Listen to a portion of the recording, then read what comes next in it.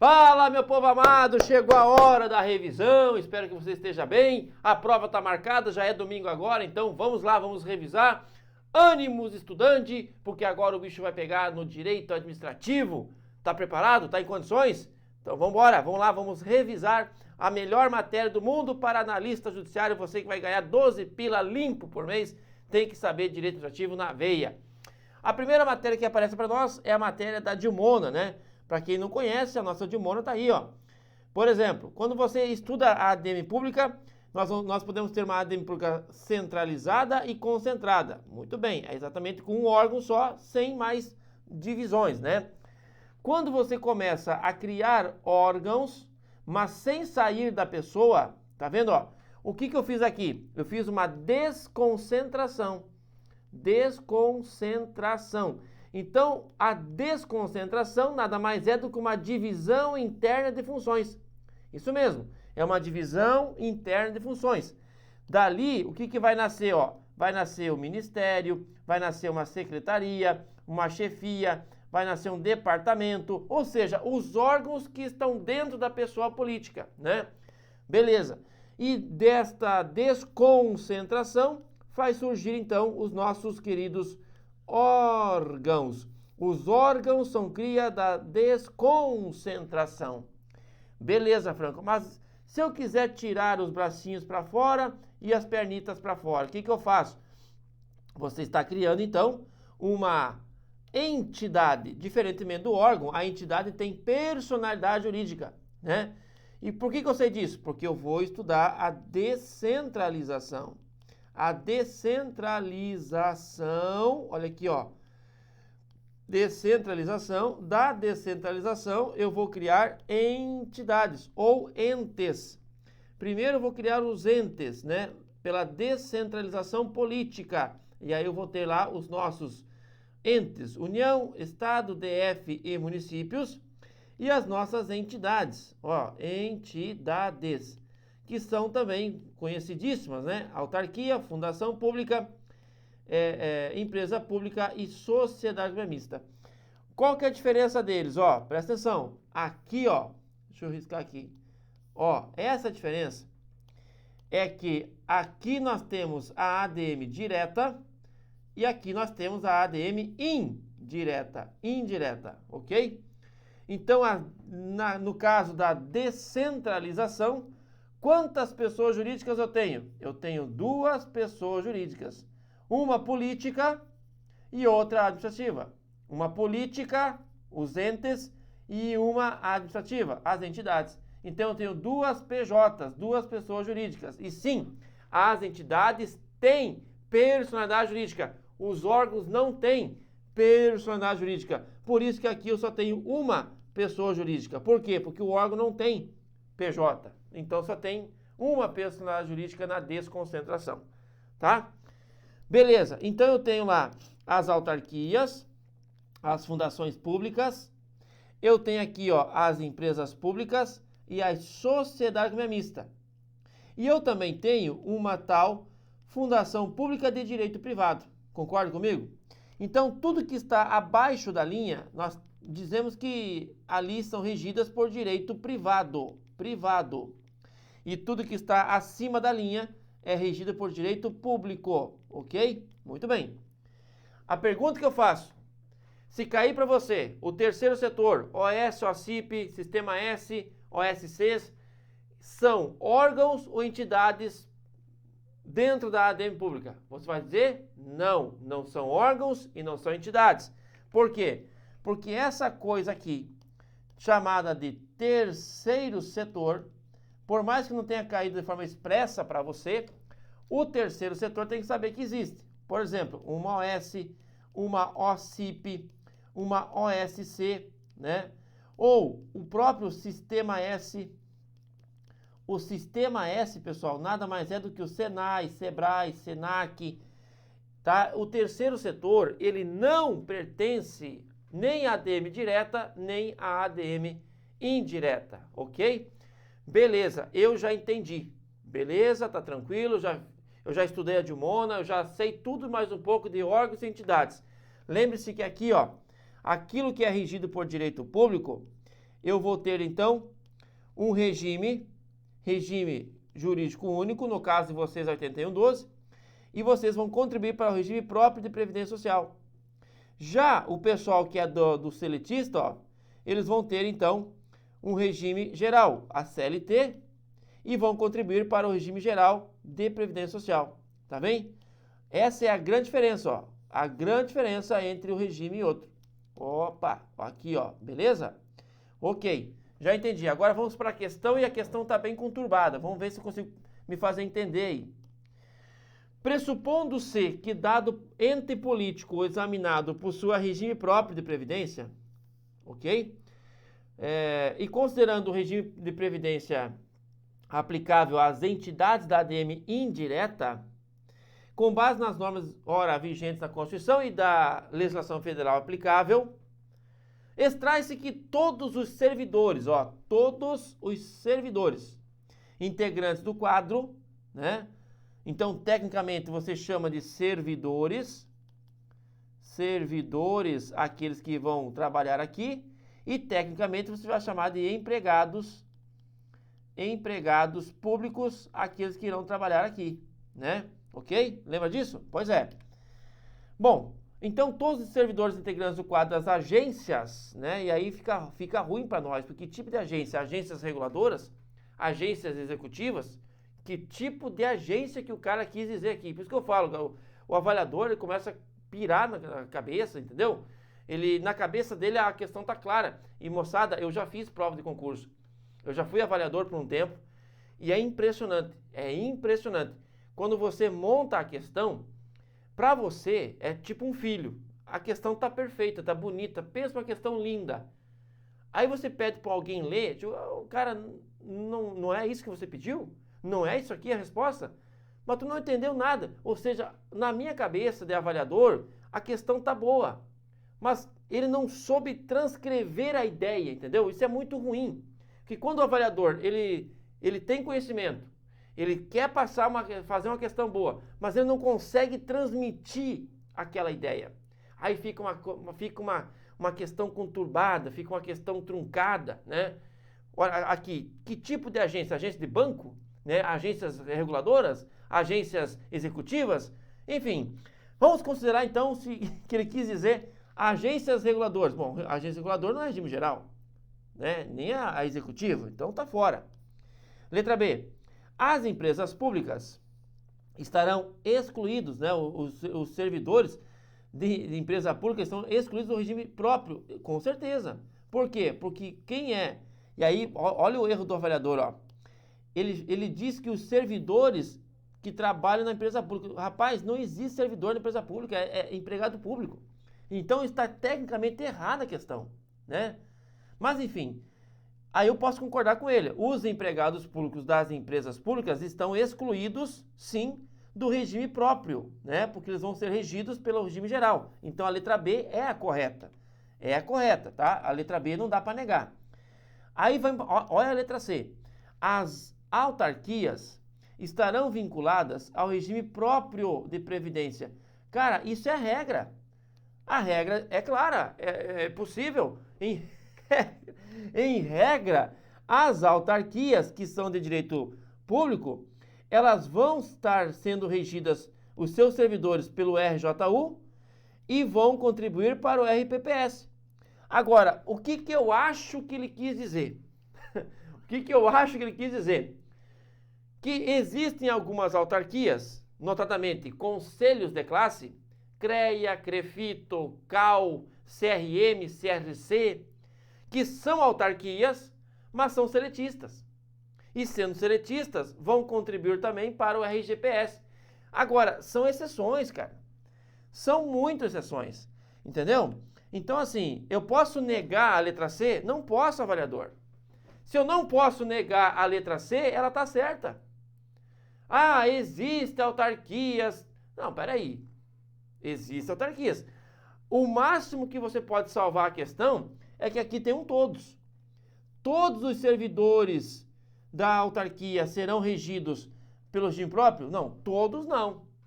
Porque eu tenho autarquias seletistas, né? Então a questão ela vai nesse detalhe.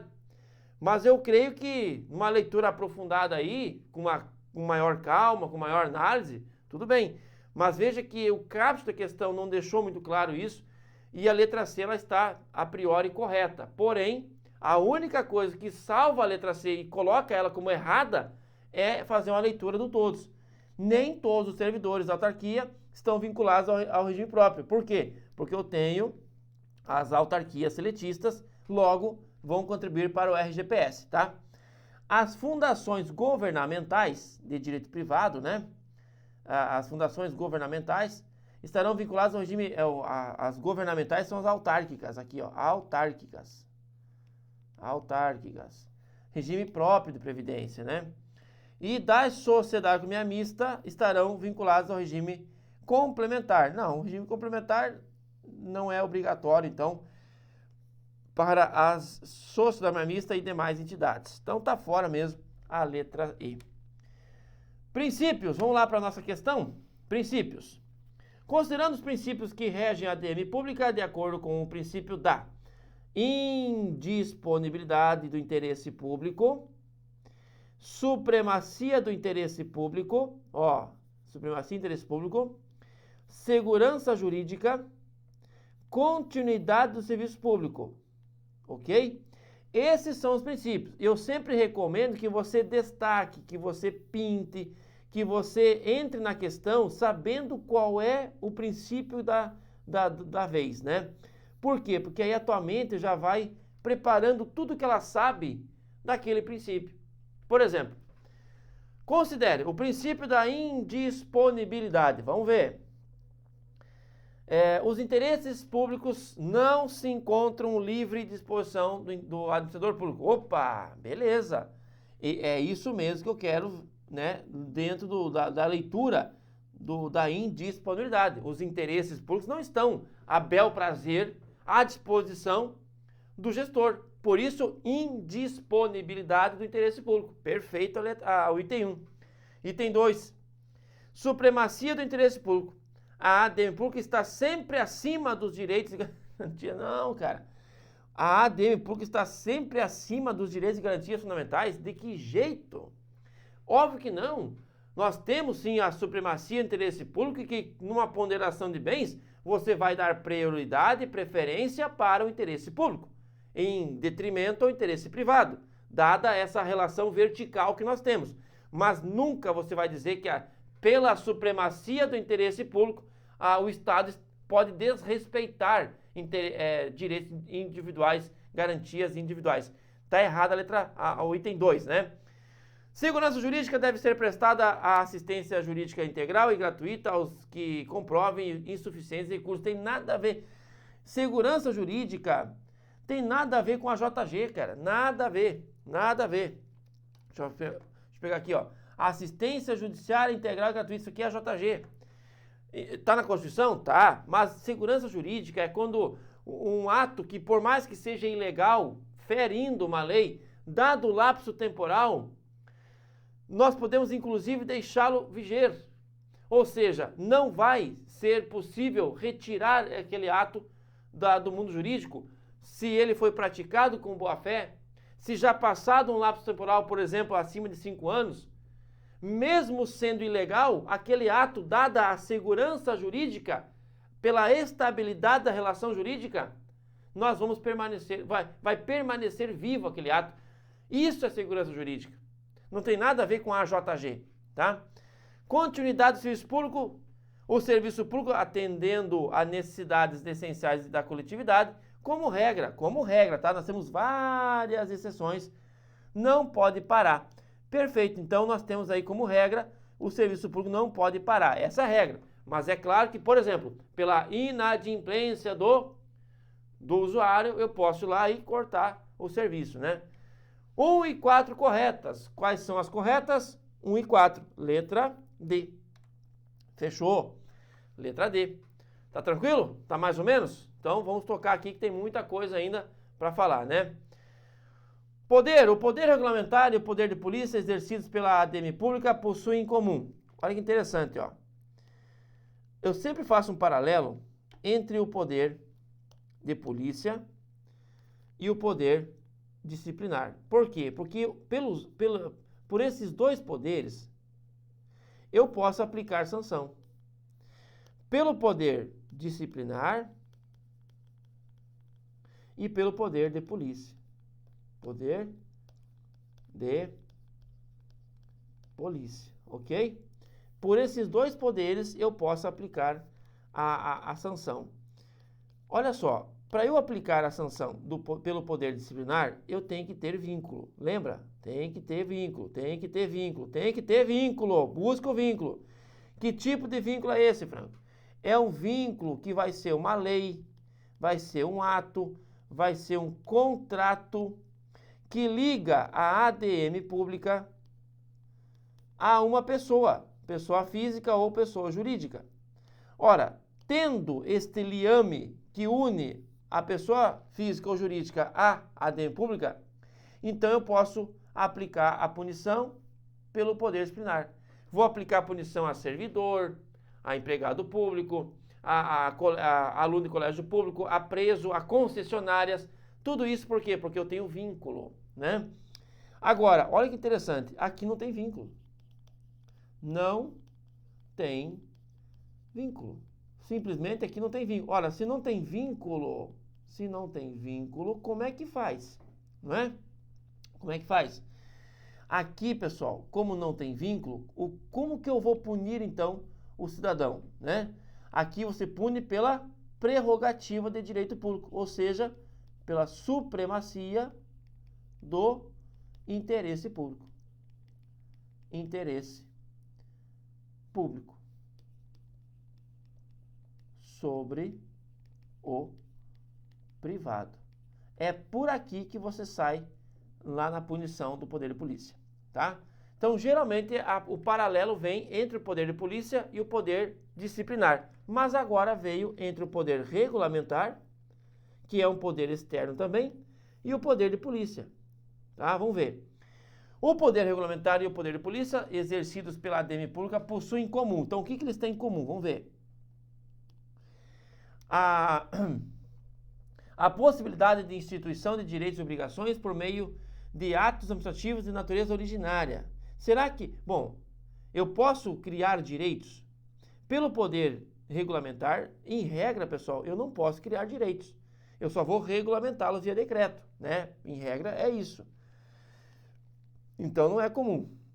A delimitação da produção de efeitos ao âmbito interno da ADM pública. Não.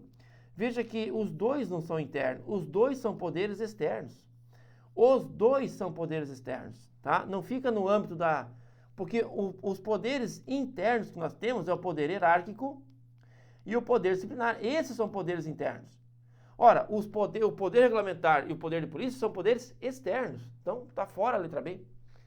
O antagonismo com o poder disciplinar, posto que somente este possibilita a edição de atos normativos originários, pois os demais poderes são todos de natureza derivada. Negativo.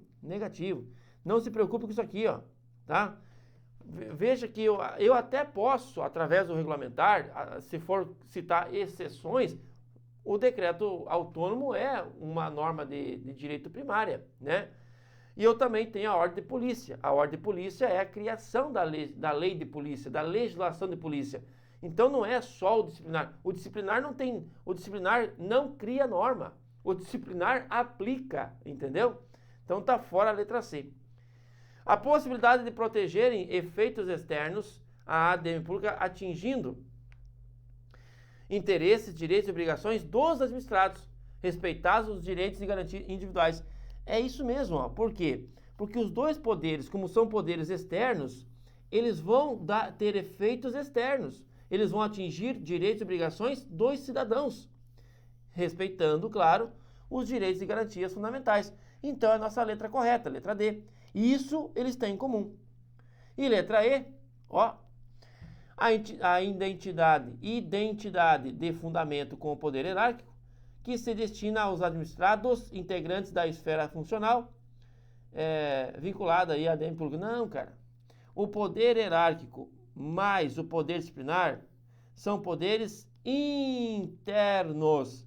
Já o poder regulamentar mais o poder de polícia são poderes externos. Ô Franco, o que isso quer dizer, cara? Quer dizer que quando você quer punir um servidor, eu quero punir um servidor. Beleza, você vai e pune o servidor. Eu quero orientar o servidor, eu quero designar o servidor, eu quero falar com o servidor. Você vai usar poderes internos.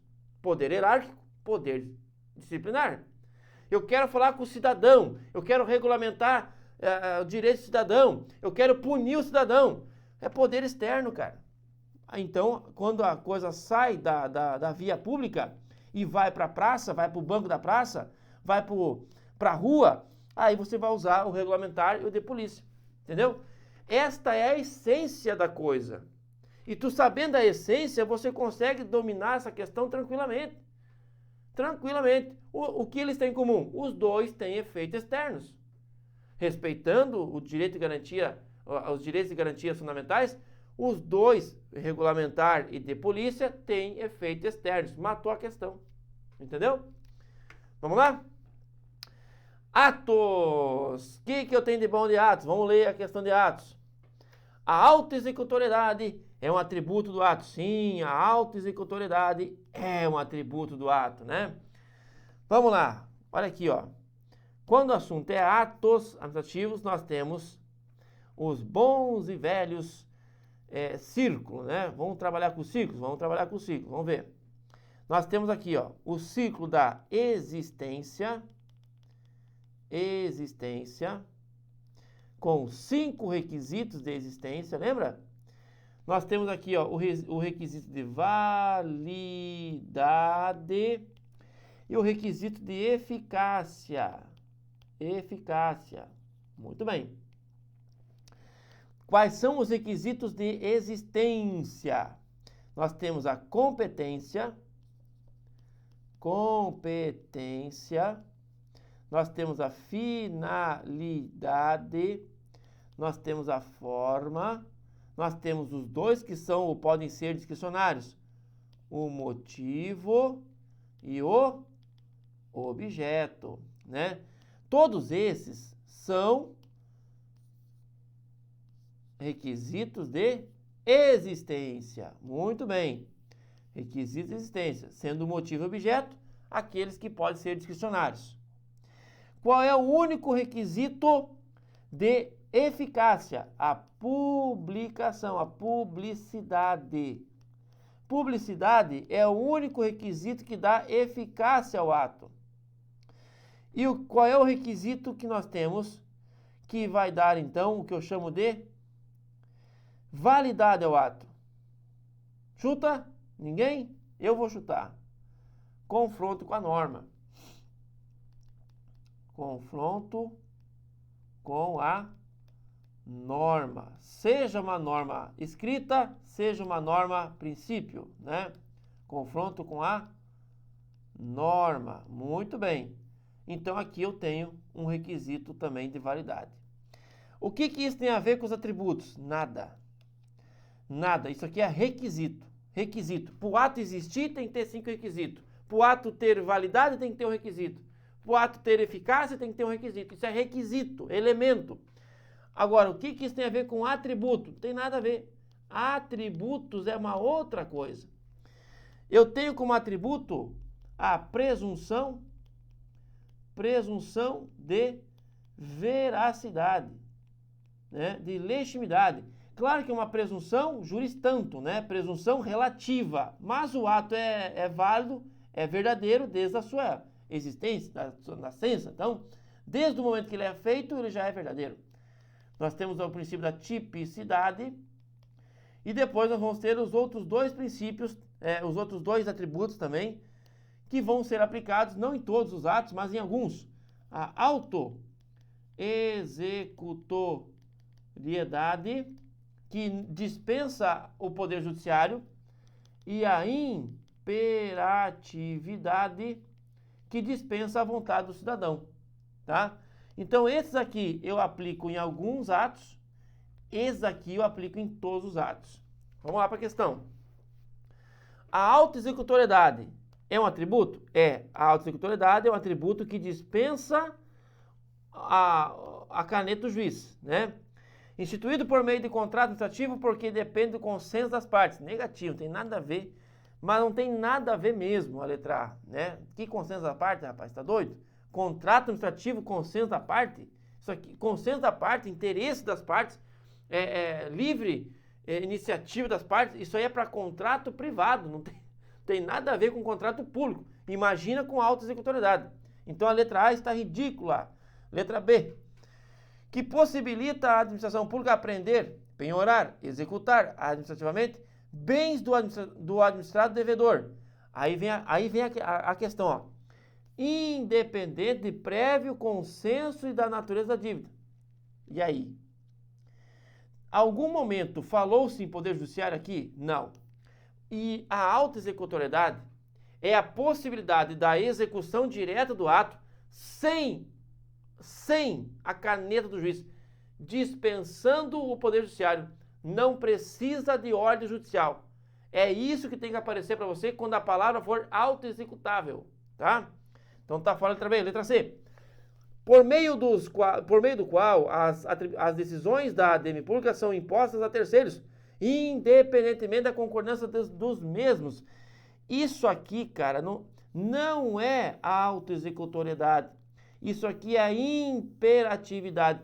Imperatividade é quando você aplica uma punição e não depende da vontade da pessoa para aceitar, concordar. Isso aqui, ó, é imperatividade. Entendeu? Joia. Então não é auto-executoriedade.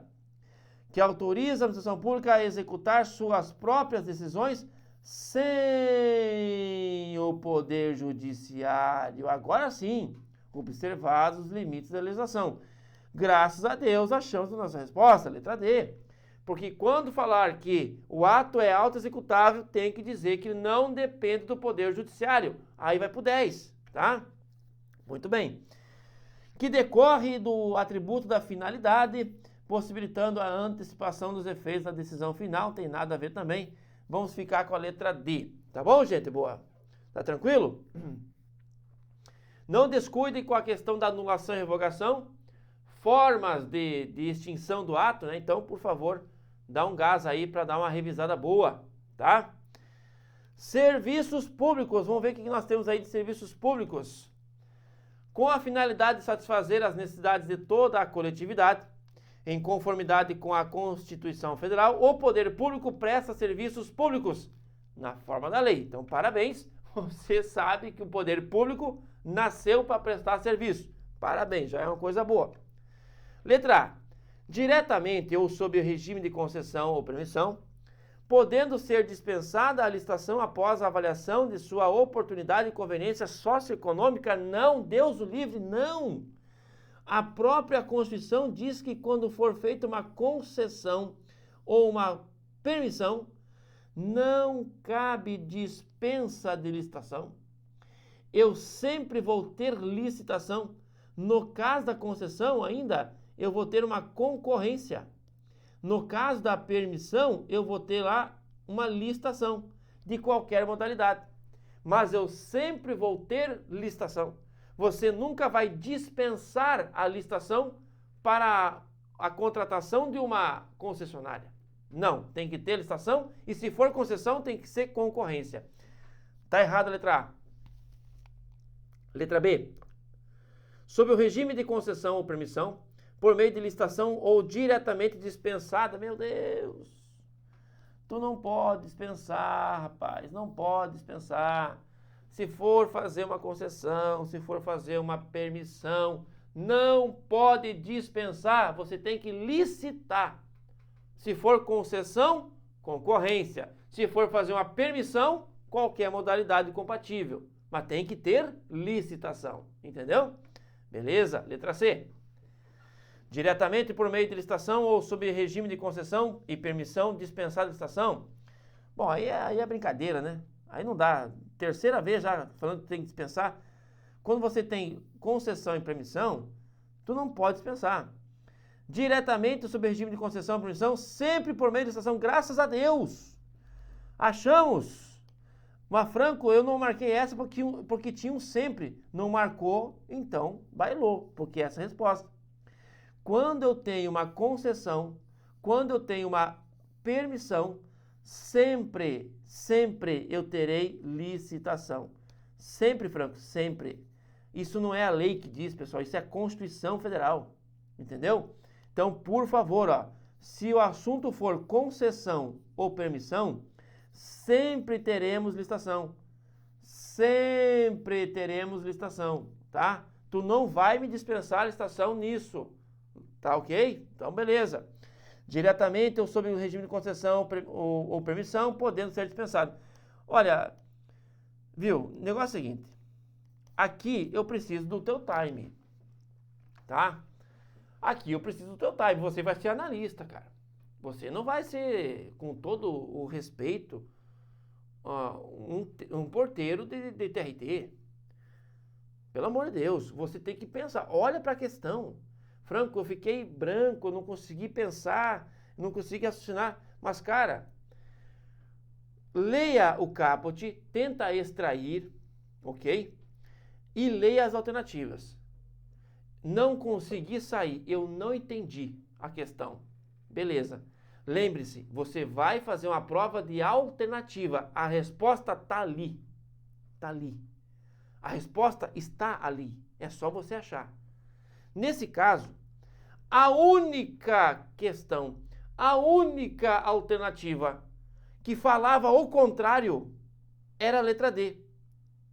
O resto, todo o resto, estava dispensando a licitação quando o assunto é concessão e permissão.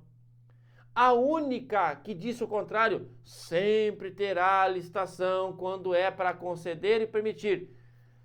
Será que não tem alguma coisa errada? Né?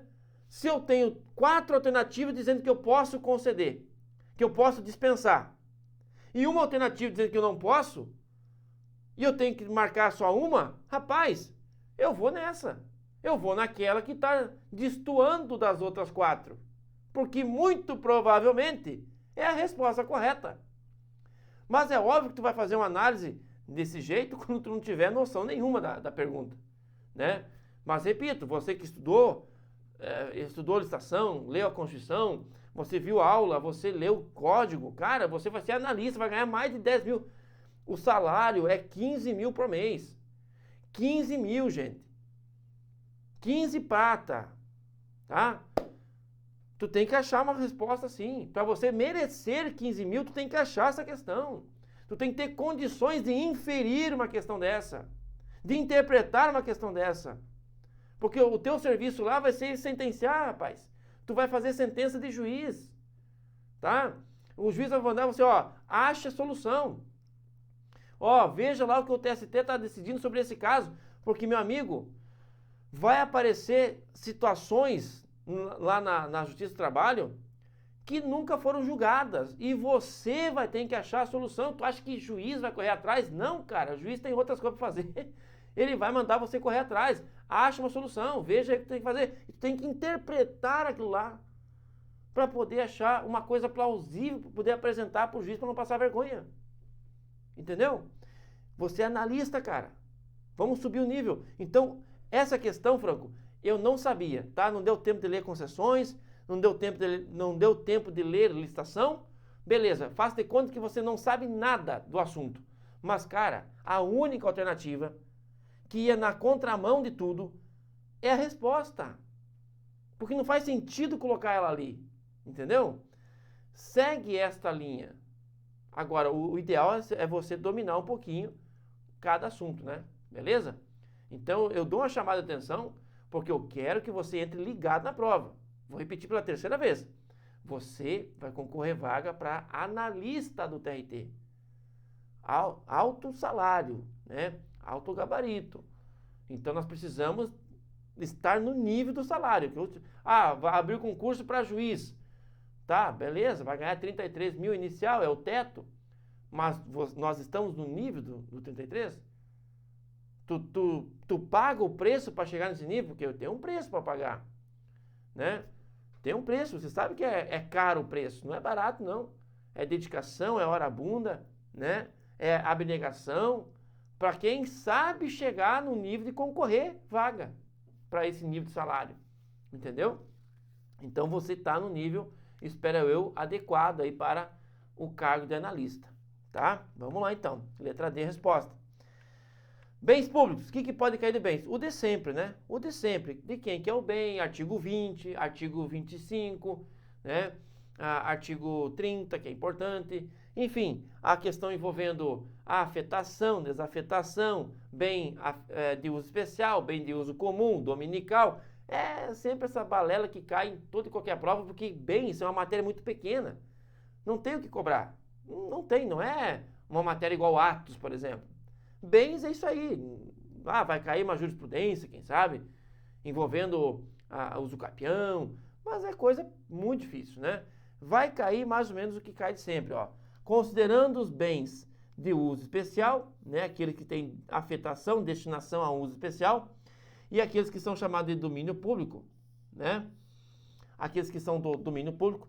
E são considerados bens de uso especial aqueles que são de domínio público, ou seja, o bens de uso especial, gente, é aqueles que são afetados a uma determinada finalidade. Eles exatamente se distanciam do uso comum.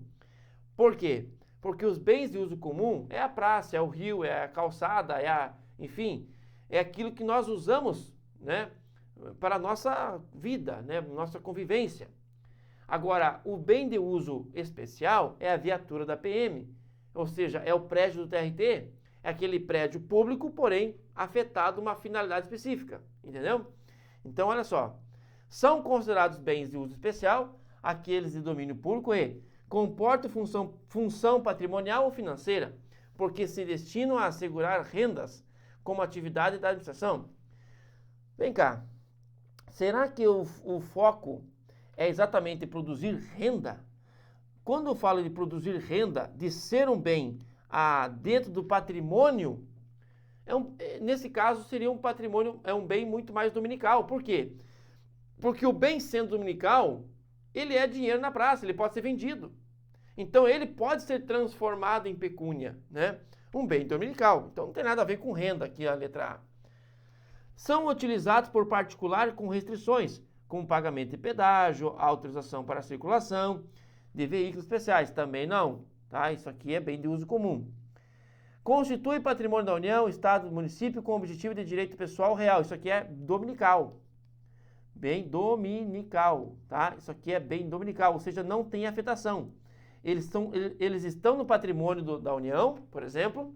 Eles são bens públicos, estão no patrimônio, mas não tem finalidade nenhuma, a não ser renda, a não ser somar no patrimônio, entendeu? Somar enfim, nos bens, né? Mas não tem finalidade nenhuma. Podem, por determinação legal ou por sua natureza, ser utilizados por todos em igualdade de condições, sem necessidade de consentimento individualizado pela administração pública.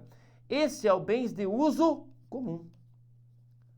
Ó, vai sentar no banco da praça. Tem que ter autorização para sentar no banco da praça? Não, né? Então, letra B, letra D está fora. E ficamos então com a nossa letra E. Por quê? Constitui coisas móveis ou coisas imóveis, corpóreas ou incorpóreas, utilizadas pela administração pública para a realização de suas atividades. É um bem que a União vai usar, por exemplo, para suas atividades e consecução dos seus fins. Então aqui nós temos os vários exemplos, né? O prédio, ó, do TRT4, ok? A viatura, né? A viatura oficial do desembargador, ok? Então nós temos algumas finalidades próprias e que eu chamo então de bens de uso especial. Moçada, se cair bens, é isso aqui. Não tem o que fugir, tá? É a mesma conversa sempre. Bens de uso especial, dominical, bens de uso comum. Raríssima é a situação que vai para uso capião, penhora, né? Ou quais são os bens da União, aí você vai lá para o artigo 20. Mas não vai fugir disso aqui, tá? Fica tranquilo, fique calma. Eu nunca estudei bens. Cara, bens é isso aí. De repente o cara olha o edital, aquele edital desse tamanho, mas a hora que tu começa a estudar, tu vê que não é tudo aquilo, né? Tu começa a estudar, você, não, cara, tranquilo, eu já passei a matéria de bens, tranquilo, não se preocupe com isso. Se preocupe com licitação, se preocupe com outros assuntos, né? Mas bens não tem mais o que se preocupar, tá bom? Outro assunto é intervenção. A intervenção, gente, é um assunto interessante, eu gosto muito. Eu que sou muito municipalista, né? Eu trabalho com municípios, sou municipalista até o talo, assim. Eu gosto muito, as pessoas vivem na cidade, literalmente, então eu sou defensor dos municípios e faço o possível para ajudar os municípios. E a intervenção do Estado você vê muito mais no município, né? Você vê a servidão, você vê a requisição, a desapropriação, você vê o tombamento, né? Vê as limitações quando você estuda o Estatuto das Cidades. Então você trabalha mais o assunto intervenção quando você está no município, né?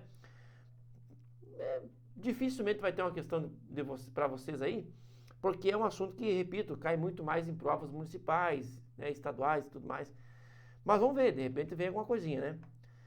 Então vamos lá para a nossa questão de intervenção.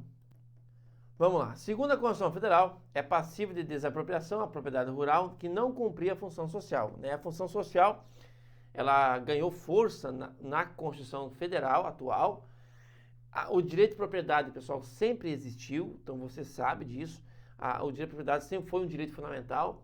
Então, a função social veio, né, não para garantir, para adquirir a propriedade.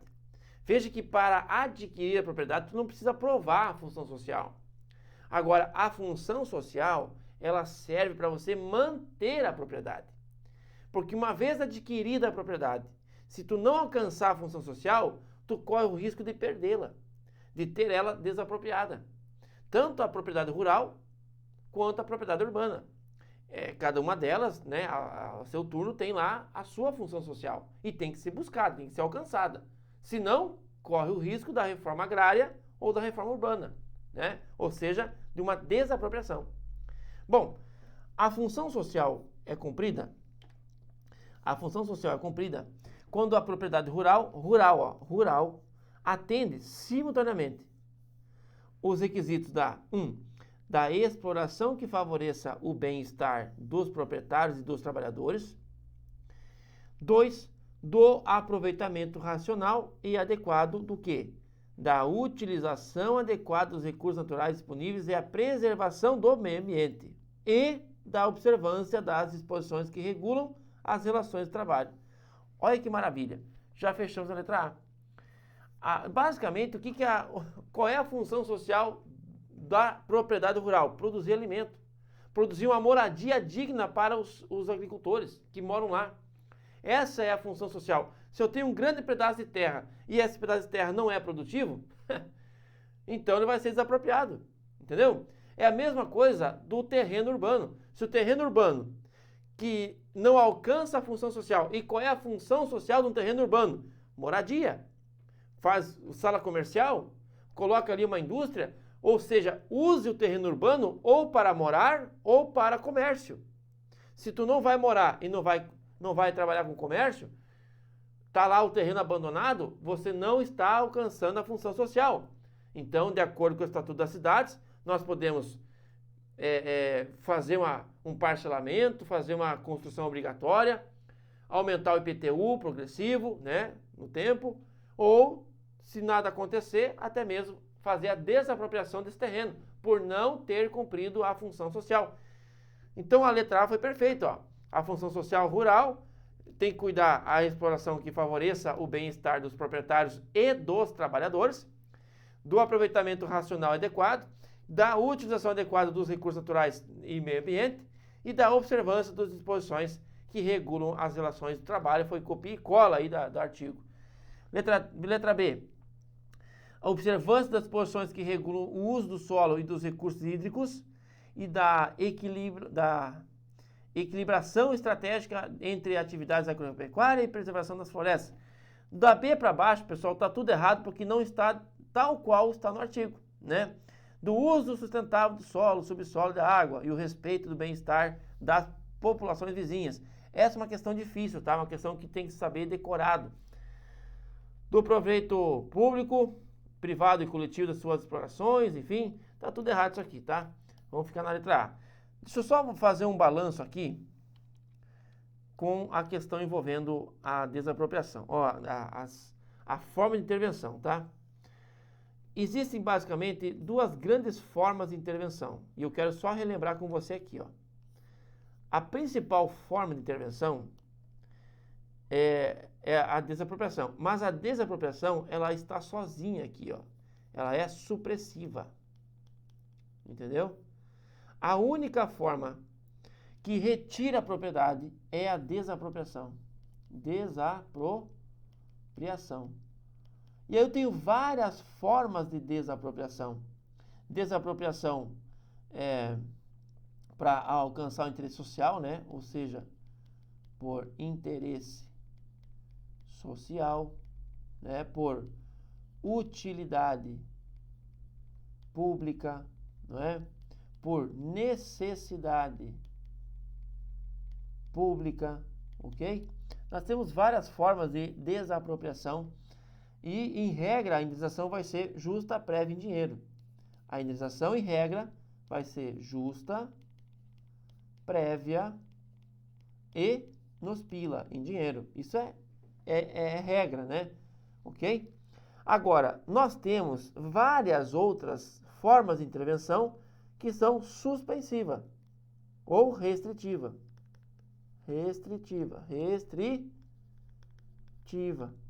tá? Quais são elas? Eu tenho um monte, né? Eu tenho tombamento, que você vai proteger o patrimônio histórico, né? Cultural. Nós temos as limitações, são gerais, limitações. Não pode construir até acima de 4 andares, né? Nessa região, isso é a limitação. Nós temos as servidões, eu tenho que deixar passar lá um duto por baixo da minha casa, ou um poste de luz no meu pátio, né? Ou a placa da rua na parede de casa. Servidões. Nós temos as requisições, né? Que é a mais comum aí, um paralelo com a desapropriação. É quando você vai usar a propriedade e se tiver dano, você vai pagar a posteriori. Na requisição, eu até tenho indenização, mas ela é a posteriori. E nós temos a ocupação temporária. A ocupação temporária, basicamente, é uma forma de requisição, ou vice-versa, né? Temporária. Aqui eu tenho que depender de uma obra. Eu pego lá um terreno e ocupo o terreno porque no lado está sendo feita uma obra pública. Então, eu vou ocupar temporariamente aquele terreno para deixar maquinário e tudo mais, tá? Então, basicamente, essa é a lógica da nossa intervenção. Nós temos aí várias formas de intervenção restritiva, que vai agir na posse, né? Restringir a posse. E eu tenho uma forma só de supressiva, que é a desapropriação. E aí, cara, não dá para acreditar que você vai arrumar uma questão dessa. Marque abaixo a alternativa que contempla uma forma de intervenção supressiva. Qual é a única forma de intervenção supressiva que retira o domínio, retira a propriedade do particular e passa para o público? Desapropriação. Essa é a resposta. É a única forma de intervenção que suprime a propriedade. Tá joia? Muito bem. Dito isso, vamos para a nossa resposta, letra A. Vamos para o nosso controle. Controle é bom demais, né? Quando eu falo de controle, eu sempre aviso você que nós temos 3 controles. O controle feito pelo executivo é um controle interno. E eu tenho o controle externo típico, que é feito pelo legislativo. E o outro controle feito externo, que é feito pelo judiciário. Então eu tenho 2 controles externos que recaem no executivo, né? Que está ali sendo controlado de tudo que é lado, internamente e pelos 2 poderes, legitimamente, diretamente. Tipicamente, o controle vem do legislativo e quando provocado, e através do controle de legalidade, o judiciário, né? Lembrou? Se o poder judiciário, no exercício do controle judicial, considerar ilegal, e é só isso que tem que fazer, ilegal, determinado ato discricionário praticado pelo Poder Executivo, poderá anulá-lo, né? Poderá anulá-lo. Olha aqui, ó. nunca revogá-lo. Gente, você não vai marcar que cabe revogação. Por quê? Porque o Poder Judiciário não pode revogar ato de outro poder. O Poder Judiciário só pode revogar os seus próprios atos. Ora, o desembargador presidente do TRT4 deu férias para todo mundo em dezembro. Aí chegou lá em dezembro, decidiu cortar as férias. Por motivo de oportunidade e conveniência, tocamos o baile até fevereiro. Ou seja, o presidente do TRT está revogando um ato seu, interna corporis, por motivo de conveniência e oportunidade. Ah, mas o presidente, o Poder Judiciário não pode revogar atos. O Poder Judiciário não pode revogar atos dos outros. Mas o seu pode. O seu pode, é óbvio que pode. É óbvio que o juiz, o desembargador, o ministro, o papa do Poder Judiciário não pode revogar atos de outros poderes. Quando o Poder Judiciário entra na jogada do controle, ele vai fazer o controle de legalidade e, como tal, vai anular o ato. Anular o ato, nunca revogar o ato de outro poder. Entendeu? Então, já corta fora a letra B e a letra A. E a letra E também, ó, pode revogá-lo. Negativo. Negativo. Então, tá fora a letra E, que está dizendo que tem que revogar. Tá fora a letra B, está dizendo que tem que revogar. Tá fora a letra C, que está dizendo que tem que revogar. E a única que está dizendo que tem que... olha lá, não pode anulá-lo, olha aqui. Mas como que não pode anular? Então já está fora também. Entendeu? A única que está correta, que tem condições aí de análise, seria o quê? Ah, tem aqui também, ó. Não pode revogar, graças a Deus eu vi, né? Não pode revogar. Cuidado, não pode revogar. Pode anular? Pode e deve anular, né? Pode revogar? Não pode revogar. Pode revogar? Não pode revogar. Pode anular? Pode anular. Então, pode anular e não pode revogar. Pode anular e não pode revogar. Ok? Beleza, então ficou vivo até aqui a letra A e a letra C. Letra A. Quando o judiciário, no critério de legalidade, analisa um ato do Poder Executivo, ora, o que tu vai fazer? Vai anular. Ok? Vai anular. Beleza. Ok. Inclusive, se eu considerar apenas inconveniente oportuno. Não, cara, peraí.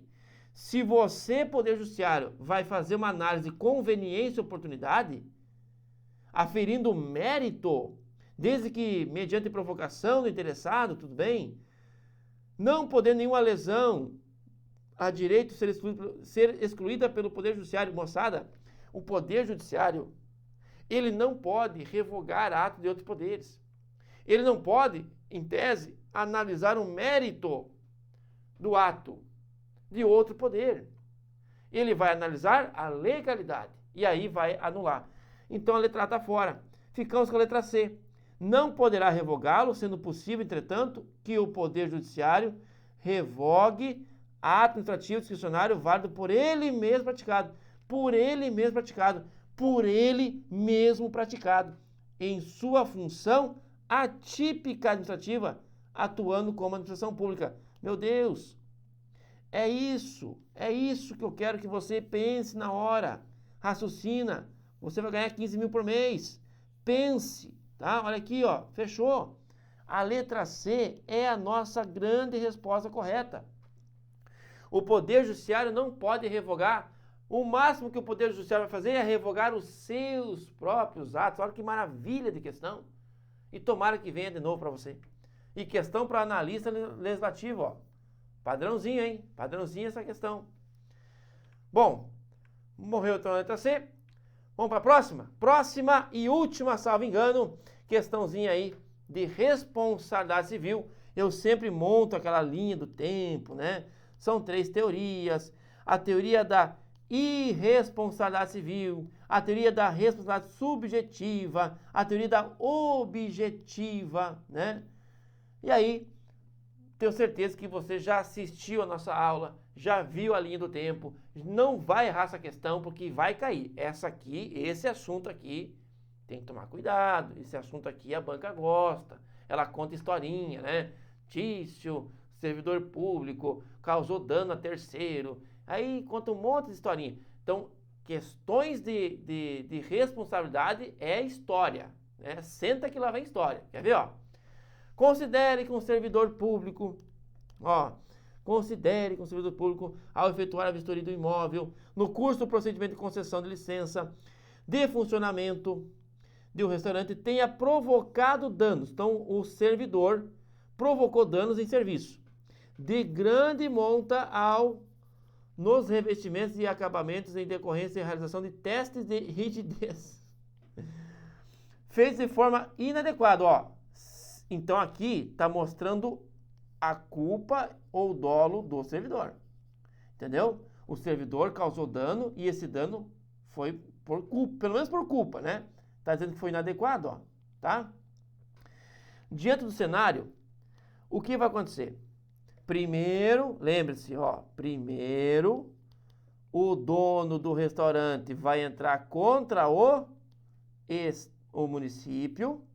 O município vai pagar o dono e o município vai entrar com ação contra o servidor, não é? Que se tiver dolo ou culpa, vai retornar o valor para o município.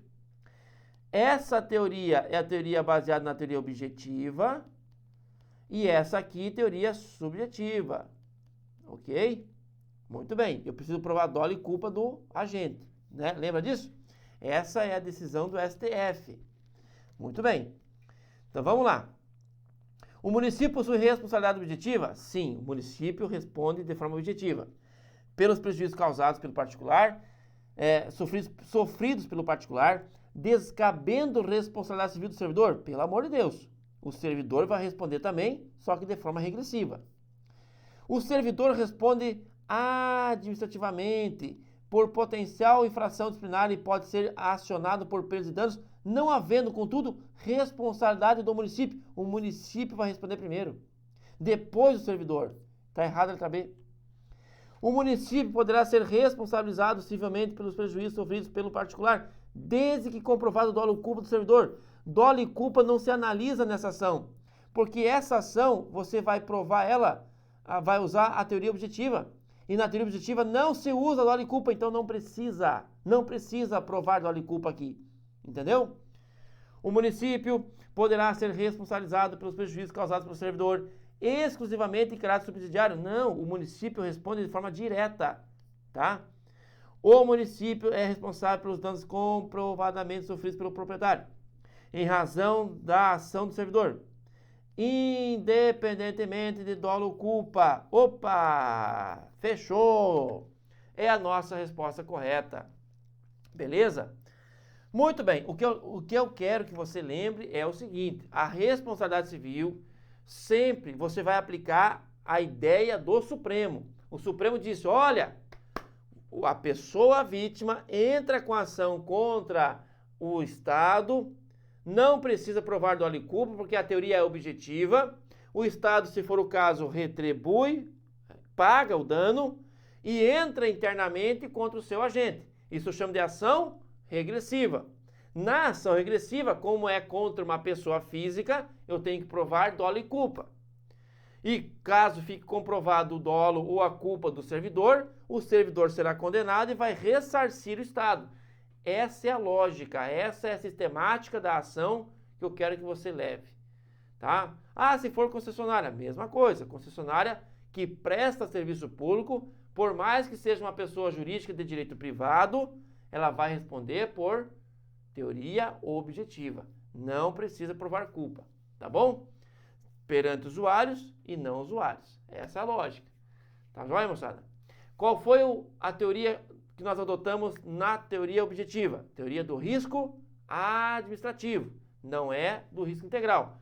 Eu adotei o risco integral, só que não é regra, é uma exceção. Bom, mais uma. Opa.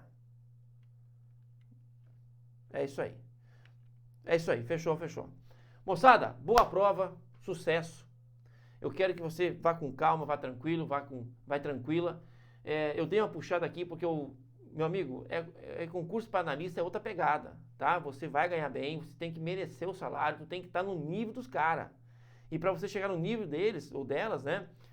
É estudo, é papiro, tu tem que estar em alto nível, né? Então, e essa revisão aqui, se você sentiu dificuldade na revisão, meu amigo, tu tem pouquíssimo tempo aí para correr atrás até domingo, tá? Dedica tudo que você tem de tempo para a prova. Depois, na segunda-feira, você vê o que ficou para trás. Tá? Mas até a prova, foco total. Tá ok? Faça isso. Sucesso, fique com Deus e vamos juntos até a posse. Até!